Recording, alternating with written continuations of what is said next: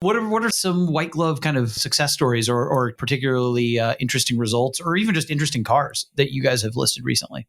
Sure. I can't speak without starting off with the 500K. Oh, totally. Tell that story. That's such a compelling one. We had a fair amount of press coverage too. People were writing about it, and there was a lot of buzz about this car. Got all over the place, which was great. I mean, it was kind of a keystone moment, I think, for Bring a Trailer, for white glove service. It's for those who don't know, is it our biggest pre-war sale ever? Oh no, the Indianapolis Motor Speedway Museum car is probably the only one that's higher. The 770 Mercedes. Gotcha. Yeah, I think. This was a 34 Mercedes-Benz 500K, which was originally a Cabrio B. It was later lost its body. It's rebodied twice, wasn't it? Rebodied twice, but it lost its body in World War II, was found basically as a chassis and an engine, was then rebodied, and then someone wanted to honestly make a speedster look for it, which is probably the best look that the... Absolutely. The iconic 500, yeah, totally. Yeah. And so that got put on, and the owner had it for quite some time. He'd had it for a good 12, 13 years. And this seller was the one who went through all that stuff, right? Yeah, he was the guy who essentially fully restored the car and had this new body built. Made it to what it is today. And so he had, a lot of personal identity associated with this, which can sometimes be trying, sometimes be difficult, right? Because you're trying to shape people into the Bring a Trailer style. I mean, it was an obsessive amount of work that he put into this car. And that's a tough thing to disassociate from to a certain degree, because at the end of the day, the bidders, they are buying the seller to a certain degree, but you've also got to be able to bring some objectiveness to that presentation so that people don't feel like you're pushing on the scales in one way or another. And so that's a big conversation. That's what Roland and I do every single day. Roland's the other auction specialist within White Glove, and we spend all day basically just talking sellers through how do they tap into the BAT marketplace while not having to worry about their identity and their ego and all of those things, while still getting them hopefully the best possible result. Right. So this was an amazing one, I think, for us to have, because it required some levels of expertise that we don't often get to tap into. You mean from the seller himself? From the seller, but also from our staff. I mean, Cecily and Ryan were kind of instrumental in this making it through. I don't write these listings. I don't have nearly the inventory of knowledge that those two have.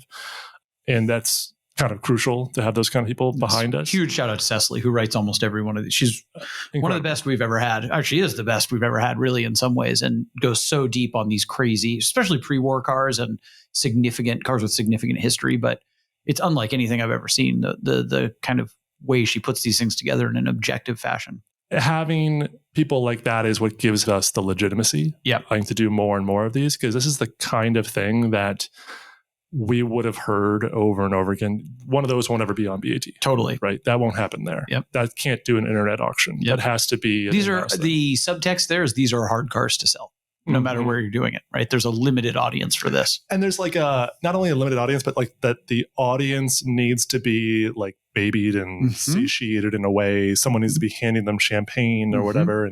And sure, there probably are some people out there, and obviously they're able to do that because those auction houses are to a certain extent still functioning. But if you want to bring that place to Bring a Trailer, there's still a requirement of having people like that who understand the layers of these cars. It's just an insane amount of it. So this was a very strong learning experience. It was a wonderful time working with them, working with the seller on this one. It did very well. Give me some stats on, I mean, it was one of the most popular auctions we had this year. Huge number of comments, as I recall, huge number of bids.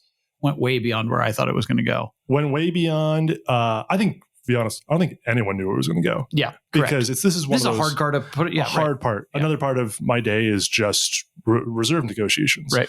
And when you've got what I would call a high variable offering, is very difficult to find comps and then sort of guess it in there. So at the end of the day, it really just comes down to what the seller wants for it. So it did $2,012,000, which was significant. We were very happy with that. But yes, the numbers on this one, it was only 3,700 watchers, which is high. That's high. Your average BAT listing nowadays is around 1,000 watchers after 7 days. But when you hear that it was 87, almost 88,000 views, That's extremely high, right? Your normal BAT auctions anywhere from 10 to 15,000. So much higher increase in that.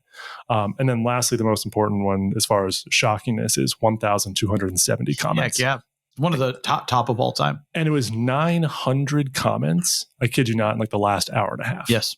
Because the bid extensions went really long, right? It went over an hour and a half. Yeah, amazing. So it just kept going. It got kind of loopy. Like it was almost like the community with multiple players. It wasn't just two people. There were a bunch of players in there. And people went away and then they came back 30 minutes later to bid again. Yep.